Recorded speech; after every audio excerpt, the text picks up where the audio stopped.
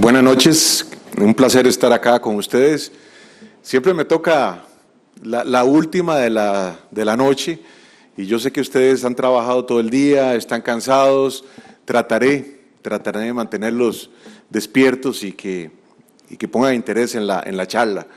De verdad me complace mucho venir a compartir con ustedes la experiencia que tuve en el registro, todo el conocimiento registral que me dio la institución y que me permitió la vida aprenderla y la idea es venir a compartirla con ustedes.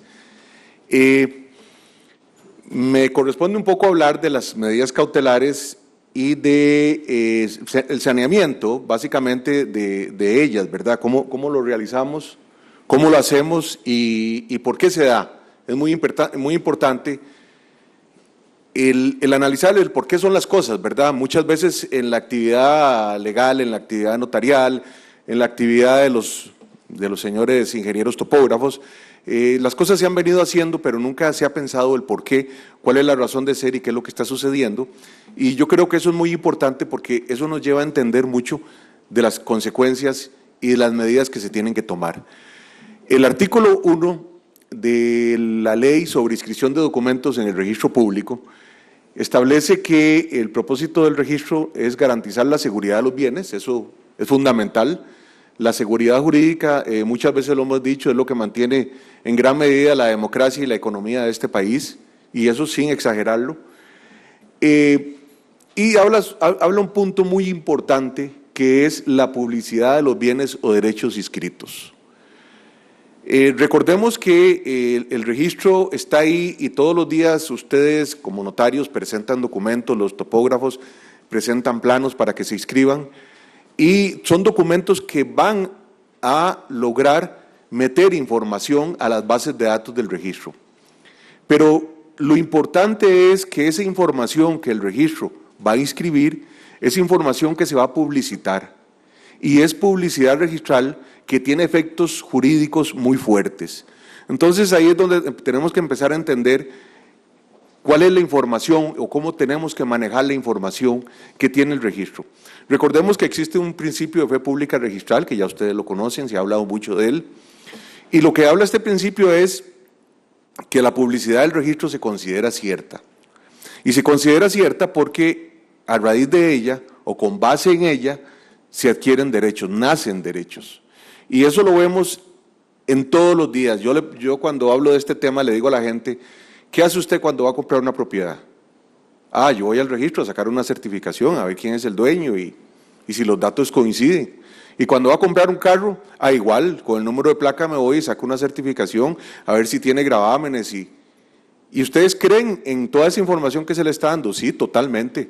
Entonces ya ahí empezamos a ver que la gente cuando va al registro y empieza a ver la información, empieza a creer en ella. Y efectivamente, de ella nace un efecto jurídico. Y ahí hablamos de los terceros registrales. ¿Quiénes son los terceros registrales? Todos los que adquieren derechos de buena fe amparados a la publicidad registral. Y entonces ahí vemos que la información que el registro inscribe y la información que publicita debe ser una información exacta, una información depurada, una información que realmente no llegue a causar ningún perjuicio ni ninguna duda en la gente que la está viendo y en todas las personas que tienen derechos inscritos en el registro.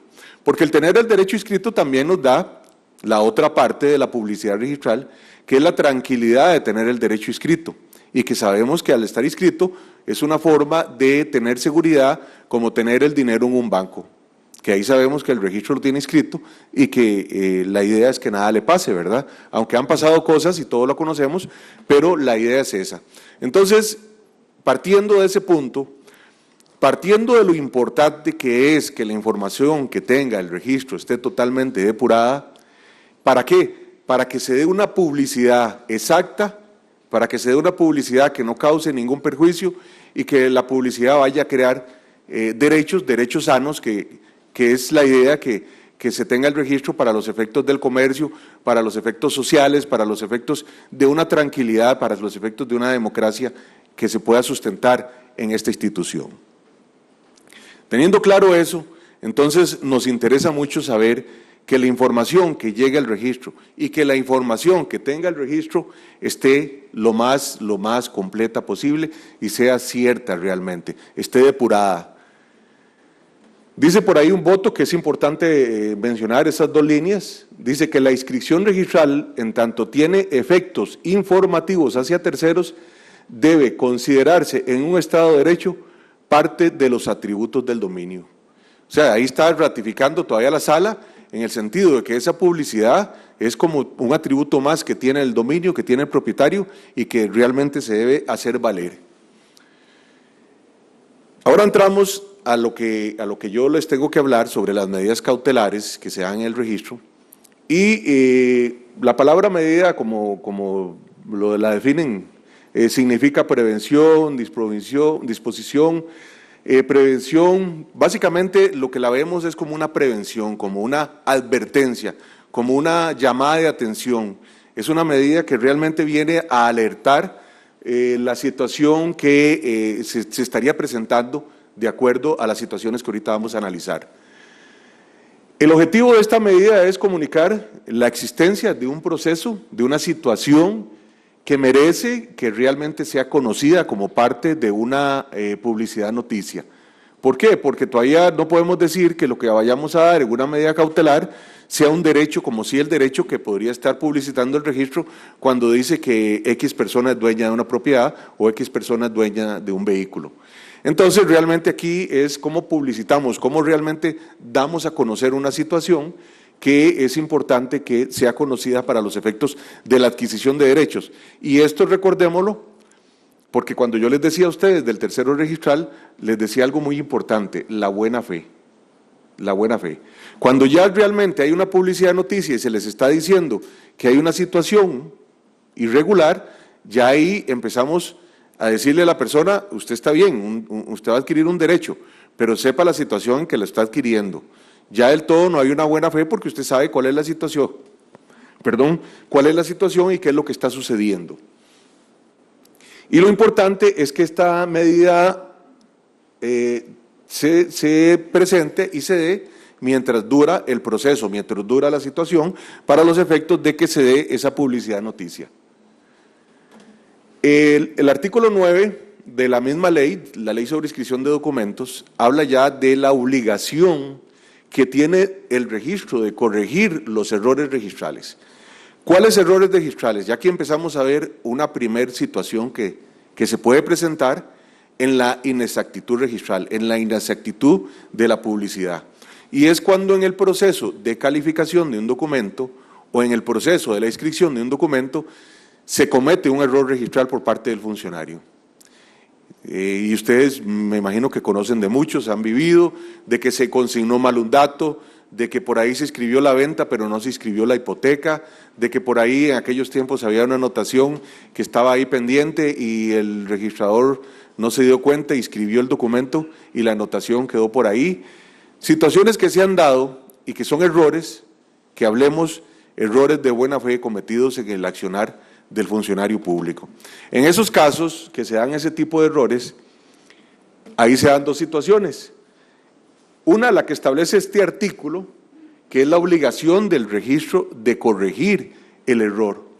Y para eso existe un partido en reconstrucción, en donde los interesados o ustedes como notarios pueden presentarse, establecer cuál es el error que hay, y ellos están en toda la obligación de hacer el estudio, los análisis y corregir el error si es que realmente existe. Y si procede corregirlo. ¿Por qué si procede corregirlo? Porque si del error nacieron otros derechos o hay interesados que ya escribieron o presentaron documentos, ya ahí no se puede hacer la corrección. Ahí entramos entonces en la segunda parte, que es la gestión administrativa. Cuando se da la gestión administrativa, que nace precisamente, y esto lo establece el artículo 15 del reglamento, dice que se debe dar una situación que es que tiene que darse un informe a la dirección. ¿Un informe para qué? Para iniciar la gestión administrativa. Para iniciar la gestión administrativa. Si no se puede corregir, como les decía, el error que se causó, que muchas veces se ha corregido y se puede corregir, pero si ya el error causó que alguien adquiriera un derecho o tiene efectos ya en la publicidad, que están demostrados, que están presentados en el registro, ya lo que ahí nace es iniciar la gestión administrativa. La gestión administrativa se lleva ante la dirección del registro de la propiedad inmueble o el registro de bienes muebles. Se debe hacer del conocimiento, bueno, primero se hace un informe completo para iniciar el expediente, donde se dice cuál es el error que se cometió, cuáles son los efectos que causó, por qué no se puede corregir, se presenta toda una situación, un informe completo, y inmediatamente lo que se hace es poner la advertencia administrativa. La advertencia administrativa básicamente es para decirle a los interesados, una publicidad de noticia, miren, ponga atención en este derecho que está inscrito, porque hay un expediente abierto, hay una gestión administrativa que se está realizando, y para que usted esté informado puede ir a ver el expediente. Igual, así que se pone la advertencia administrativa como una publicidad noticia, como parte de la publicidad registral, se comunica a todos los interesados, se notifica la situación que se está presentando. ¿Cuál es la idea de la notificación? Para efectos de que se presenten al expediente, se presenten a la gestión administrativa, y si se da la posibilidad de corregirla, entonces las partes la pueden corregir, los interesados. Ahí podrían ponerse de acuerdo y hacer los documentos necesarios para hacer la corrección, se presenta ya entonces ante la gestión administrativa y de ahí sale una resolución que diría, bueno, no fue necesario seguir adelante con la gestión administrativa y se da la corrección porque las partes o se dieron los documentos necesarios o estuvieron de acuerdo en hacer la corrección. Cuando se da esta situación es importante, como les decía ahora, notificarle una relación de hechos, decirles de qué se trata la inexactitud, que presenten un medio para escuchar notificaciones, que se presenten como legitimados porque tienen algún interés o son parte, y por último deben pagarse unos derechos de registro en la gestión administrativa. Ya les decía que cuando se le da trámite se consigna una nota de advertencia, básicamente para dar publicidad noticia de la situación que se está presentando y de la gestión administrativa que se está dando. Si en esa gestión administrativa las partes se presentan y lejos de llegar a una conciliación, más bien se inicia ahí un litigio, en vía administrativa no se va a llevar adelante el litigio, pero ahí demuestran presentan cuál es su posición al respecto, y entonces se ve que no va a haber posibilidades de arreglo, que el error que se cometió ya ha causado efectos y ha causado perjuicios, y que por lo tanto no se puede corregir ese error, y entonces se llega a lo que es la inmovilización del derecho inscrito. Y la inmovilización, ahí sí, a diferencia de la advertencia administrativa, que permite la inscripción de cualquier documento advertidos de la situación que se está conociendo, la inmovilización sí definitivamente no permite la tramitación de ningún documento en el derecho que se está conociendo o donde se está llevando a cabo la situación. Esto, lógicamente, tiene un montón de cuestionamientos. Yo sé que podemos decir, es una barbaridad, eso no debe ser, pero yo aquí sigo la línea de lo que es la publicidad registral, de lo exacta que debe ser la información, y siguiendo ese principio, lógicamente son medidas que deben de tomarse para advertir o para sanear la información. Y para advertir o inmovilizar es necesario llegar a este tipo de procesos para realmente entonces poder lograr y dar una información adecuada de los derechos inscritos. Lógicamente tendrán que irse a un litigio judicial hasta que no se resuelva ahí y no se presente una resolución, una sentencia que le ordena al registro qué hacer. Y lógicamente las partes que tuvieron perjuicio perfectamente puede irse a un contencioso a reclamar los daños causados, y etcétera, etcétera, etcétera. Pero realmente en el tema que hablamos de medidas cautelares y de la necesidad de que la información sea exacta, la gestión administrativa nos lleva, cuando hay un error cometido por un funcionario en el proceso de calificación o inscripción y que ese error no se puede corregir, como les decía anteriormente, si se corrige, no hay problema, se corrige. Si no se puede corregir, vamos a la gestión administrativa, se notifica a partes, se hace la nota de advertencia, presentan las partes su posición, los interesados, y si no se llega a lograr arreglar la situación presentada, se inmoviliza el derecho. Y se inmoviliza hasta tanto no pueda, hasta tanto se corrija ya la situación en vía judicial.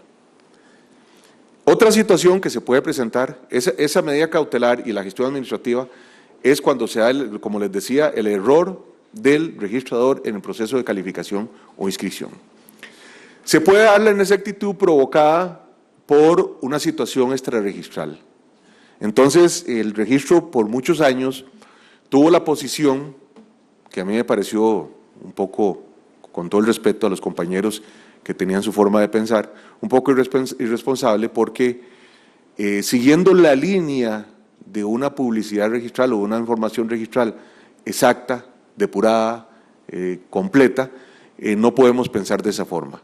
Si muchas veces en aquellos tiempos en que empezaron a darse la suplantación por algunos notarios irresponsables, en donde venían vendiendo la propiedad de A y nunca A participó ni compareció en la escritura, y cuando A se daba cuenta era que la propiedad la había perdido, entonces muchas veces el registro lo que decía era: a mí me presentaron un documento notarial que cumplía con todos los requisitos, en donde A venía vendiendo, y yo no voy a ver el protocolo del notario a ver si A firmó o para ver si existe la escritura asentada en el protocolo, y entonces yo no tengo por qué, el asunto no es conmigo. La inexactitud o la situación jurídica que se está presentando en los asientos registrales y que lógicamente incide en la publicidad registral, la posición del registro era: esto no es conmigo y yo no tengo nada que ver en el asunto. Pero lógicamente cuando empezamos a analizar, ya ahí en esos tiempos yo empecé como director general, y hablando con los directores de los diferentes registros, yo les decía que a mí no me parecía una posición tan de que no es conmigo, o qué me importa, ¿verdad? Yo creo que en eso también el registro debe participar, aunque no, y ahí muchas veces lo dije, aunque no era culpa en esos casos del registro, el registro debía participar y debía de presentar una opción a los interesados y a las partes para poder hacer alguna gestión que permitiera por lo menos ayudar o coayudar a la parte afectada para que le diéramos chance, aire, para que tuviera alguna gestión en el registro que se pudiera poner como nota, como una nota de advertencia, como una publicidad de noticia de la situación que se estaba dando, que aunque no había certeza, porque perfectamente podía llegar el propietario registral y decir: yo no vendí nunca, a nosotros no nos consta, podría también ser mentira. Muchas veces lo usaron como un ardid para distraer una hipoteca que ya se venía de la ejecución hipotecaria, y era una forma también de, pero había que dar la oportunidad y que el asunto se ventilara ya en una vía judicial donde determinara si efectivamente había o no había una situación irregular como la que se estaba por lo menos poniendo en aviso al registro. Entonces, ante esa situación, dimos la oportunidad a las partes interesadas de que hicieran una solicitud al registro, de que presentaran, eso sí, formalmente la copia que tenían de la denuncia presentada al Ministerio Público, de la situación irregular que se estaba presentando, para efectos entonces de tener el elemento objetivo que nos interesa ahí para poder abrir un proceso, una gestión administrativa, un expediente, y por lo menos llegar a poner la nota de advertencia que le permitía a la parte ya acudir al Ministerio Público, a la vía penal, y pedir, entonces ahí sí que se da esa situación, y tal vez algunos de ustedes la han vivido, pedir en vía penal la inmovilización del derecho. ¿Para qué? Para que entonces ahí ya por lo menos metemos en el congelador el derecho inscrito, damos aviso de la situación que se está presentando y ya inmovilizamos y ahí no se escribe absolutamente nada. Eso es muy importante. Muchas veces se ha dado, y aquí yo creo, si quieren les hago un breve comentario de la posición de la Sala Tercera y de la posición de la Sala Civil sobre la situación de registro. Cuando se dan situaciones que se van a ventilar en la vía civil, En la vía civil la posición es muy clara y se dice que sí se defiende la posición del tercero registral, del tercero que adquiere de buena fe un derecho amparado en la publicidad registral. Y que esa es la razón de ser de los registros públicos. Nos guste o no nos guste, ese es el registro que tenemos, es el registro que tiene una publicidad registral que se considera cierta por su fe pública registral, es el registro que si alguien llega y adquiere un derecho amparado a ella, pues ese derecho y con buena fe lo adquiere bien.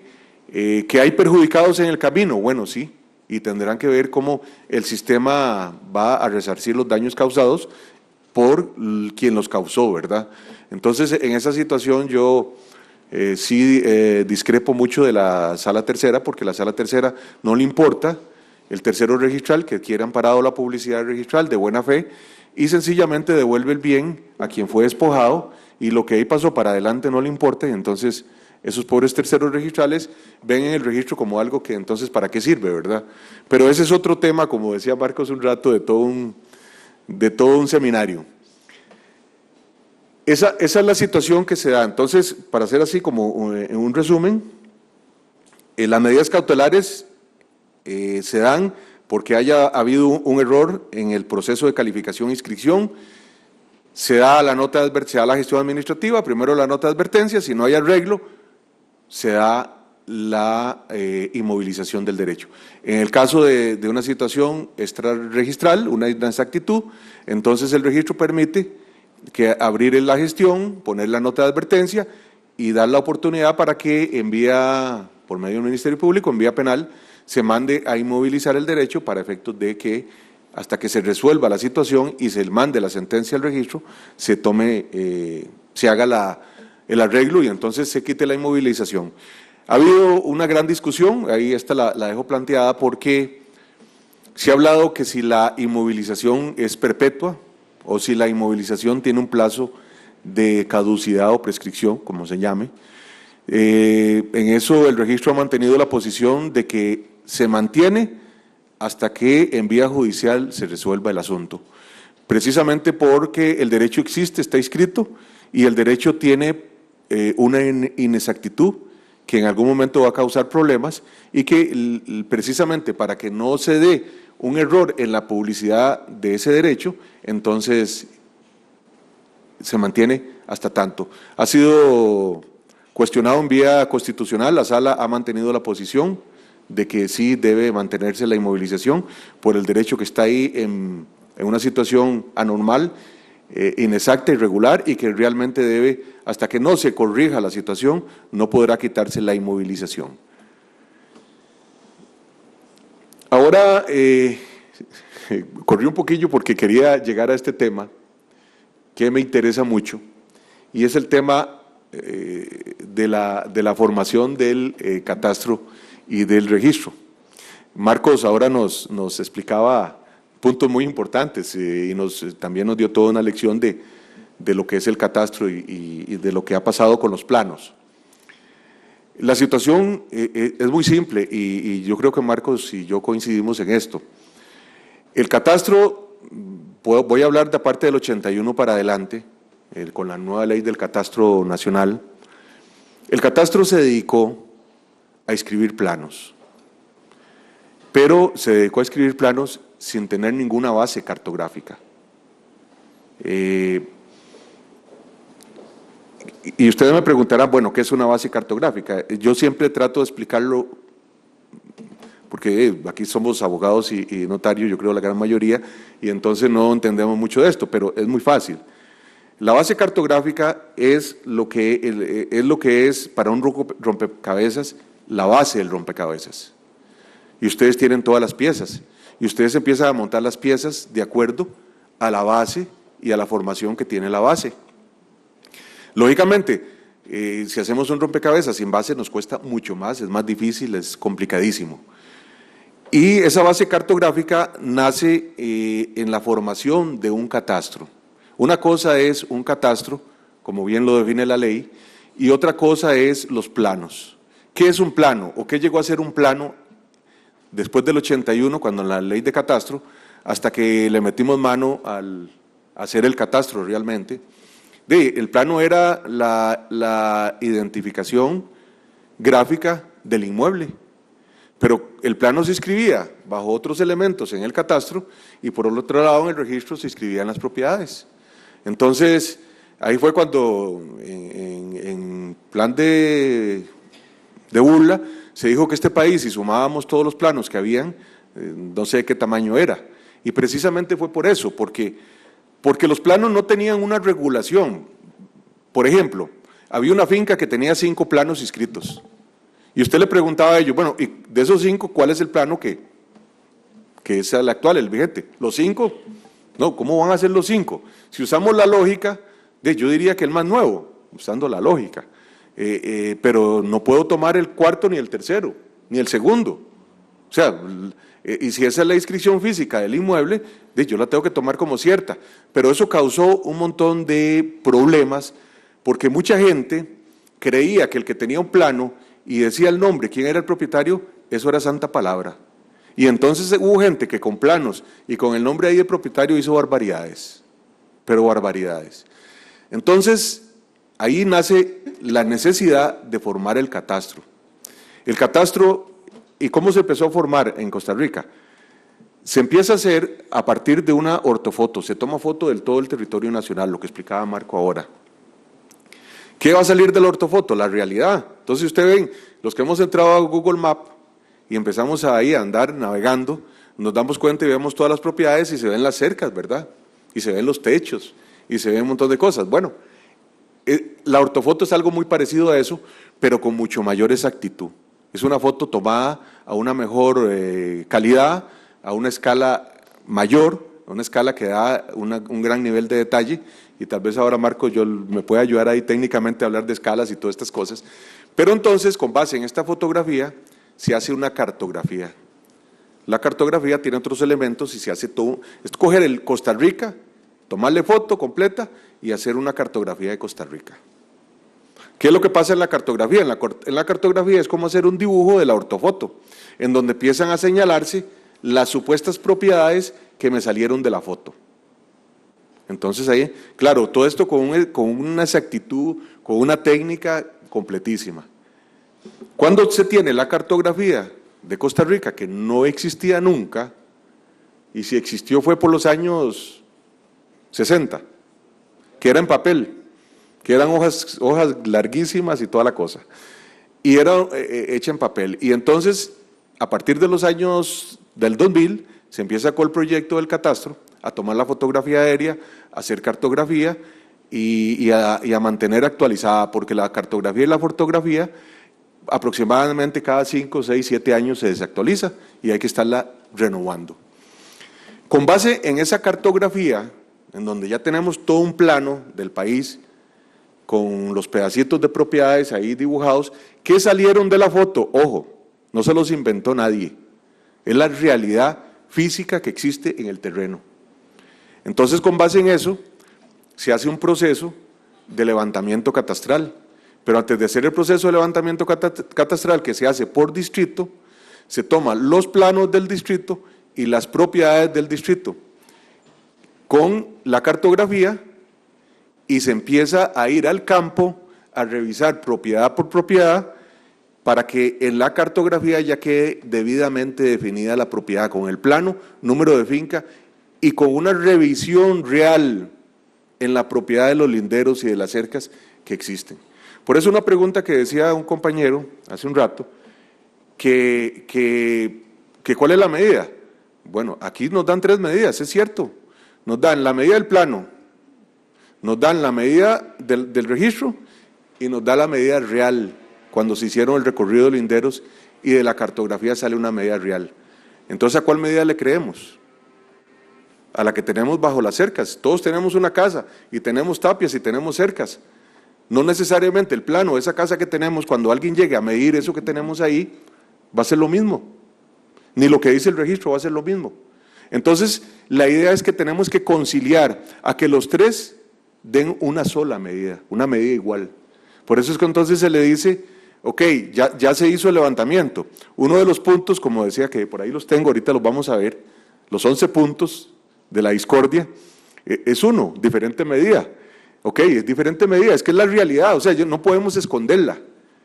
No es ni la del plano ni la del registro, es la medida que está ahí, la que tiene la persona, la que está en posesión, la que está bajo las cercas de ella. Entonces, ¿qué sucede?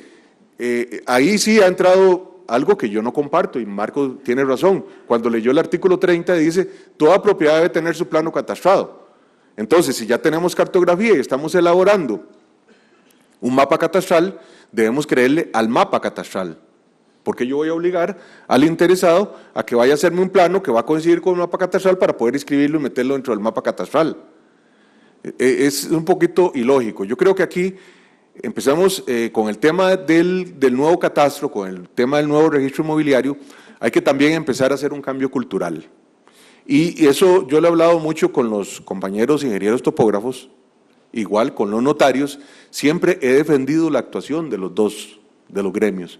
Y yo les digo a los señores topógrafos, el plano que ustedes hacen es como el testimonio que me llevan al registro de los notarios.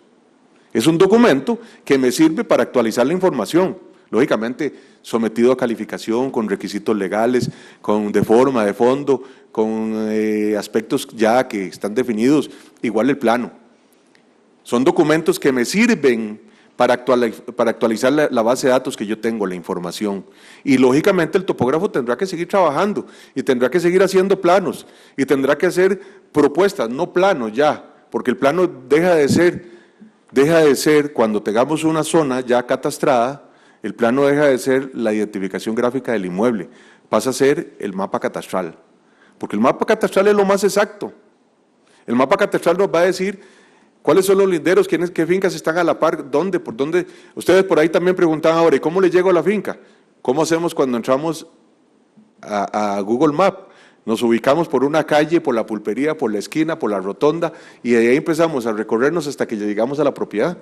El mapa catastral es exactamente igual. Es un sistema que maneja datos gráficos y que ustedes, ubicándose en un lugar, pueden llegar y con técnicas mejores, porque existe una georreferenciación y un montón de cosas más, y le pueden llegar a cualquier terreno y saben cuál es su ubicación, dónde está y cuál es la situación, porque de la ortofoto, que es una foto, sale la situación real del terreno.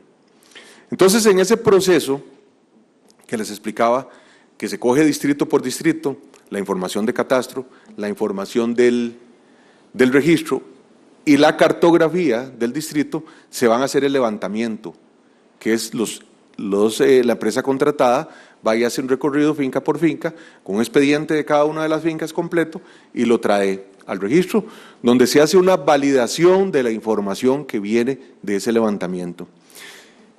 Y la información que viene de ese levantamiento puede traer incongruencias. Lógicamente, pueden darse situaciones que se han logrado detectar que en realidad es importante para poder hacer o meter la información en el mapa catastral y formar el mapa catastral de verdad exacto y completo.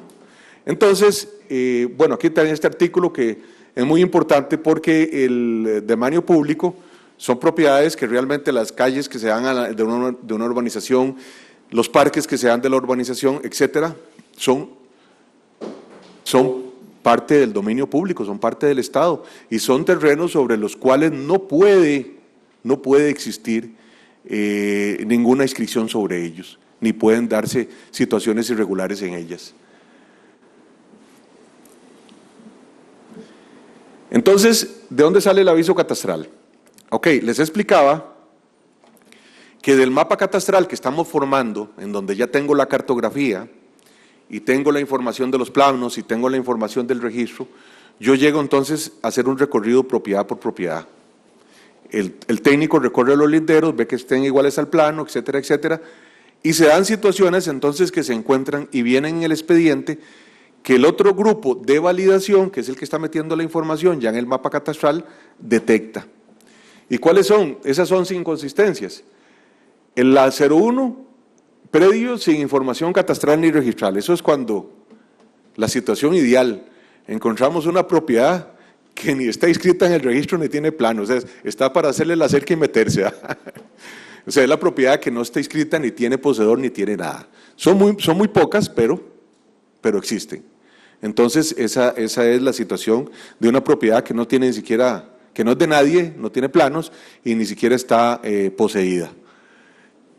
El 2 es el predio definido por información posesoria. Esa es la propiedad que llego y encuentro, no encuentro inscrita en el registro, pero sí le encuentro un plano y a veces el plano no dice que está para información posesoria, o si lo dice no se ha presentado el proceso para información posesoria.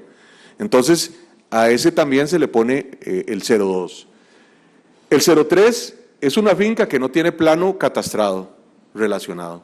Entonces se encontró una finca inscrita, pero esa finca todavía no tiene su plano, entonces lógicamente se toma la medida que está en la cartografía y la medida que dice el registro, y esa es la que tiene. Sí, por el tema del artículo 30, siendo muy formalistas y legalistas, exigimos que vaya y se le haga un plano y se le introduzca al registro el número de plano. Ahí es donde entonces un topógrafo tiene que ir, levantar el plano, hacer la información y escribir el plano y presentar y hacer la escritura pública donde se le incluye el plano a la propiedad para que entonces ya quede sin el aviso catastral.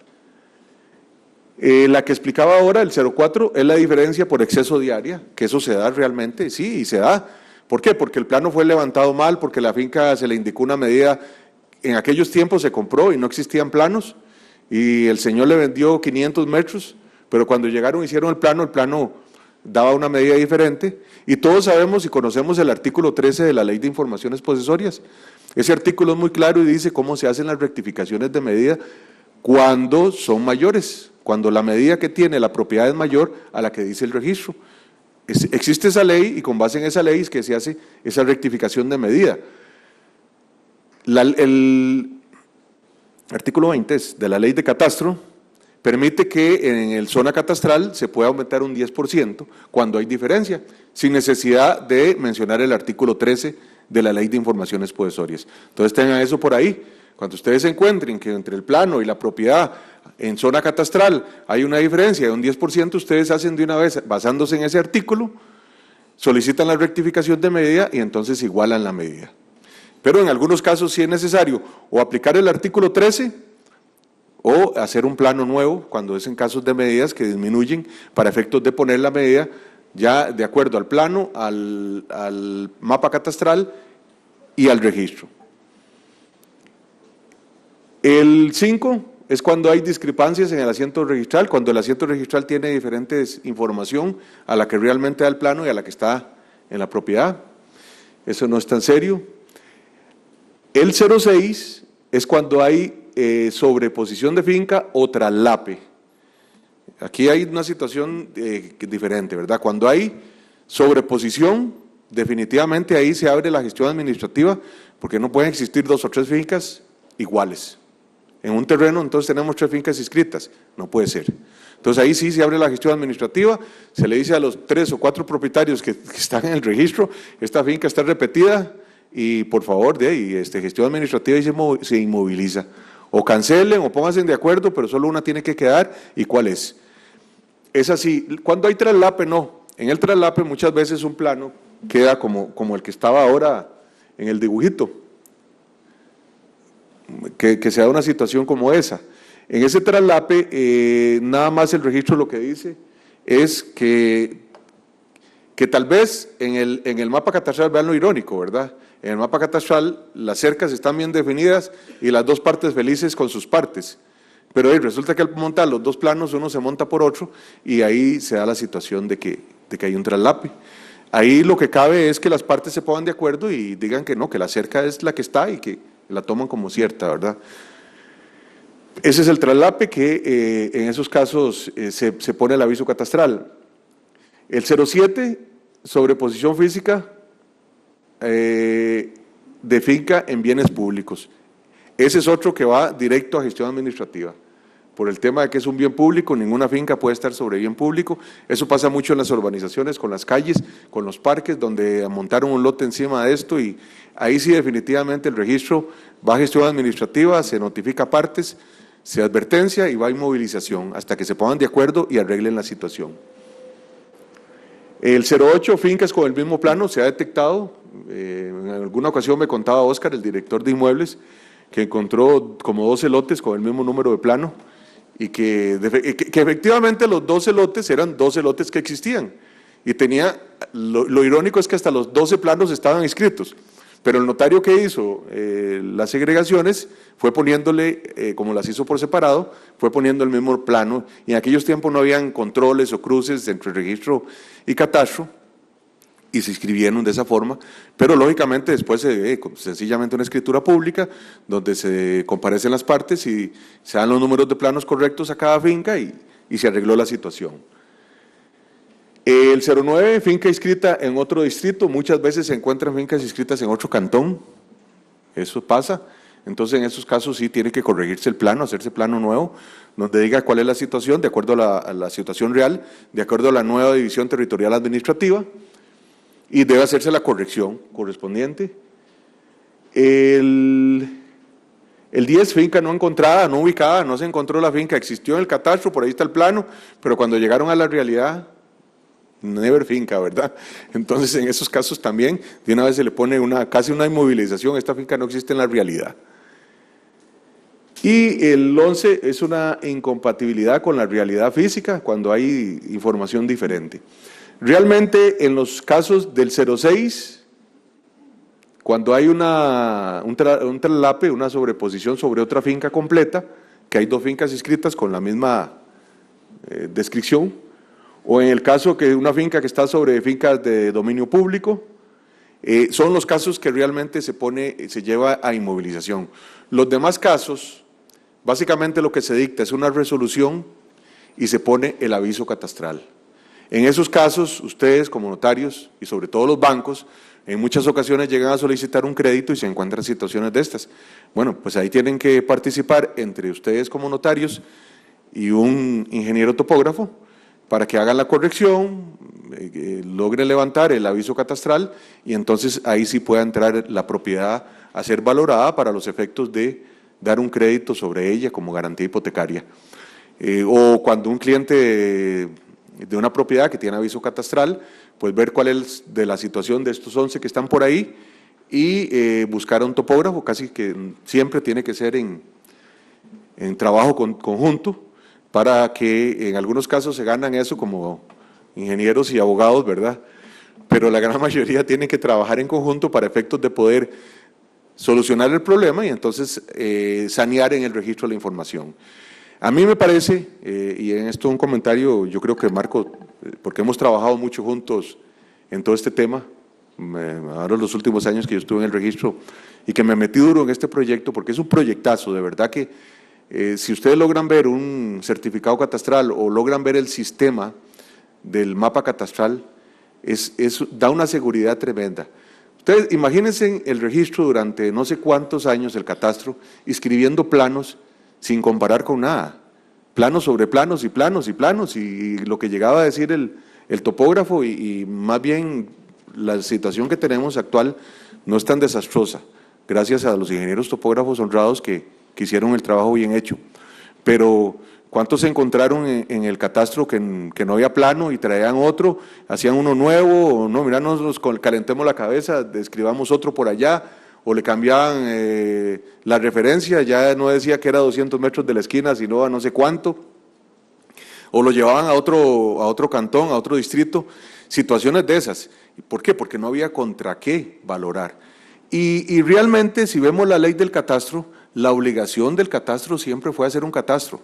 En la mayoría de los países existe un catastro y existe un registro de propiedad.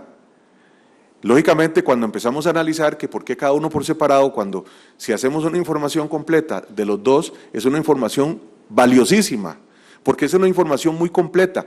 Cuando un catastro contiene la información del registro y se lleva a una exactitud bastante completa, entonces decimos, es una información valiosísima para todo lo demás, para los aspectos fiscales, para los aspectos de planificación, para las municipalidades, para los planes reguladores, para cuestiones de planificación del país a nivel general o a nivel nacional.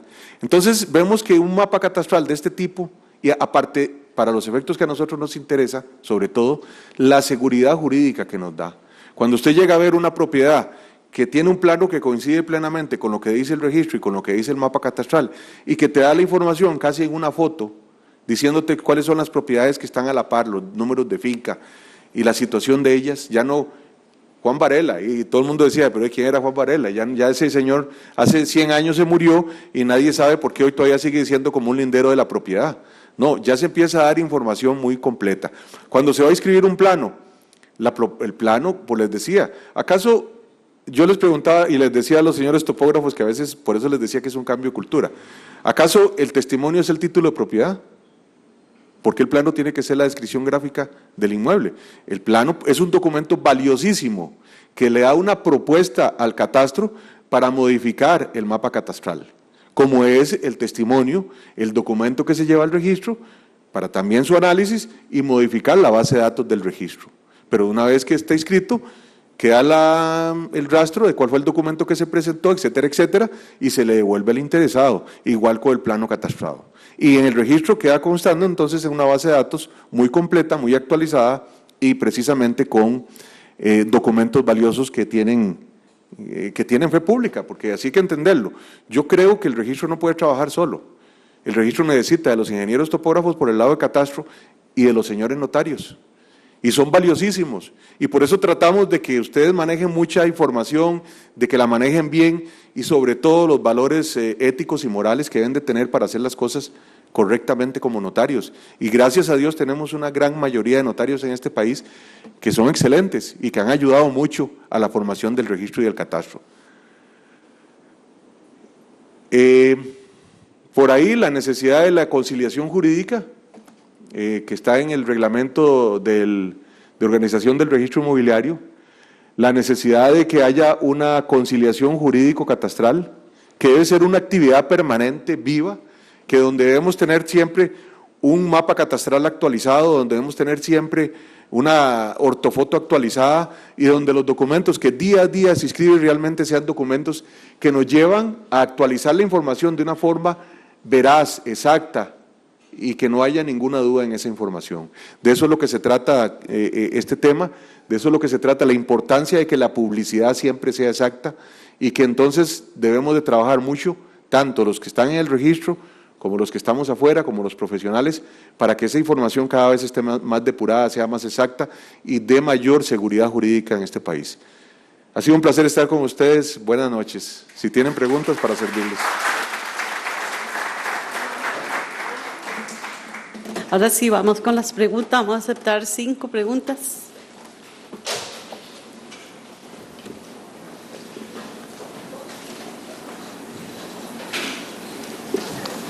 Bueno, vas a ver.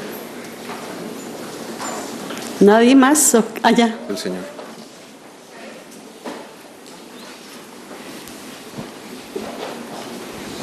Sí, gracias. La pregunta para don Dagoberto es si en este mapa catastral que están haciendo en este proyecto involucran a las municipalidades, porque yo he tocado con cerca, digamos, a veces en ciertos actos que se han hecho, que hay un divorcio entre lo que es catastro o por lo menos caminos públicos o calles públicas, que tal vez la municipalidad me certifica que es una calle pública y tenemos problemas con mapa catastral. Entonces, ante ese tipo de conflictos, ¿cómo involucran ustedes a las municipalidades y qué jerarquía o rango podrían tener dentro de que ustedes hacen dentro de este mapeo que hacen a nivel nacional? Sí, muy importante lo que usted dice. Yo creo que un aliado que debiera ser permanente en el manejo del mapa catastral son las municipalidades, porque podrían dar información muy valiosa como la de calles municipales y además el catastro le daría a las municipalidades una información muy valiosa. Cuando estaba trabajando la unidad ejecutora del proyecto, esto inició con un préstamo del BID y todo el cuento, la unidad ejecutora sí trabajó mucho con las municipalidades solicitándoles que verificaran y que dieran casi que oficialmente un mapa de calles a la cartografía. Yo creo que para el registro sí es más difícil, el registro le ha costado más. Hay municipalidades que se han acercado, que están dispuestas, que han colaborado, que trabajan estrechamente ligadas al registro, pero son algunas municipalidades que tienen un interés muy alto en esto y que lógicamente son de otro nivel, pero hay otras municipalidades que cuesta bastante. Entonces yo creo que sí, este tema, cuando empezamos a tratarlo, y yo muchas veces lo hablé en Casa Presidencial, es un tema país, es un tema que se requiere la participación activa del Ejecutivo, casi dando órdenes y tratando de conciliar y tratando de llevarnos a que se pudiera hacer. Este proyecto tenía también por ahí un sistema nacional de información territorial, que se da toda la información base a cada municipalidad, a instituciones del Estado, para que cada una ponga su información valiosa dentro de capas en el sistema, un sistema que ya está hecho, o lo dejamos hecho, yo no sé qué pasó ahora, qué ha pasado con él, y ese sistema permitía todo esto, pero se requería que alguien exigiera, que alguien coordinara. Nosotros el registro lo tratábamos de hacer, pero nos costaba mucho porque había gente que no le interesaba. El ejemplo también se da con las estaciones de, se llaman estaciones CORS, tal vez Marco me ayuda ahí, que es más técnico el nombre, las estaciones que dan la ubicación conectada a satélite, y son estaciones que tienen la Universidad Nacional, el ICE, el registro que es el oficial del catastro y el oficial de la cartografía que tenemos al IGN, que esa fue una de las razones por la que el IGN fue a dar al registro, porque muchos de los insumos cartográficos que se utilizan en la formación del mapa catastral son insumos que le sirven enormemente al IGN y que los podrían aprovechar para la cartografía de este país. Y entonces, en este tema de las estaciones que dan los puntos en coordenadas, que están leyendo a satélites y son súper modernas, tratamos de con el ICE, con la Universidad Nacional, con la Comisión de Emergencia y con otras que tienen además, hacer una sola red de estaciones, juntar todas, y eso serviría tremendamente para tener puntos muy exactos, trabajarlos todos con una sola metodología y con un solo sistema, pero también costó mucho. Entonces, ese tema es importante. Este proyecto es un proyecto país, es un proyecto que debiera de coordinarse muchas instituciones para lograr tener ese mapa catastral exacto. Algunas municipalidades lo han participado, pero otras son muy difíciles. Vamos. ¿Alguien más? Hay dos más. Si toda la idea de esto de la zona catastral es integrar los dos, bueno, el catastro con el registro de bienes inmuebles, ¿por qué en las certificaciones de finca no salen las inconsistencias? Creo que no salen, ¿verdad? No sé si en la certificación sale el aviso catastral, eso sí se lo debo, pero debiera salir porque es la advertencia que se está dando. Claro, no te dice cuál, ya ahí sí tendrías, yo creo que te dice aviso catastral y te da el número de la resolución. Hay que irse a la dirección para pedir copia de la resolución y ahí te das cuenta cuál es la inconsistencia.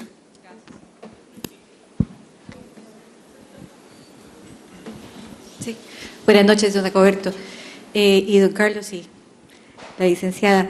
La oportunidad para hacer un comentario porque desde el punto de vista de certeza jurídica es innegable la incertidumbre que brinda la no coordinación entre quienes están a cargo del certificado catastral y quienes están a cargo de inmuebles y el criterio que tienen que aplicar los registradores. Me refiero a esto porque en realidad al momento de querer hacer una rectificación de medida porque hay una inconsistencia en un certificado catastral con respecto a la medida que indica inmuebles, tendría que buscar vía reglamento, tendría que buscar un plano catastrado para realizarlo. Es lo que yo entendí finalmente. Sin embargo, no es menester del registrador, al menos en la experiencia me ha dado, que al registrador le interese saber qué es lo que dice el certificado registral, el certificado catastral. Entonces, casi que estamos siendo obligados a tener que dar fe y dejar constante en la escritura pública lo que dice inmuebles, lo que dice catastro o el plano catastrado y lo que dice el certificado catastral para que en un futuro, cuando sí sea de interés, puedan ver que se hizo tal y cual se estaba indicando en cada uno de esos departamentos. La forma en que se quiere hacer estas rectificaciones que se necesitan, porque se está demostrando que hay una inconsistencia en medida específicamente, está dada por el certificado catastral. La forma de corregirlo o de dar pie a esa corrección y esa rectificación no parece ser de interés de los registradores en inmuebles.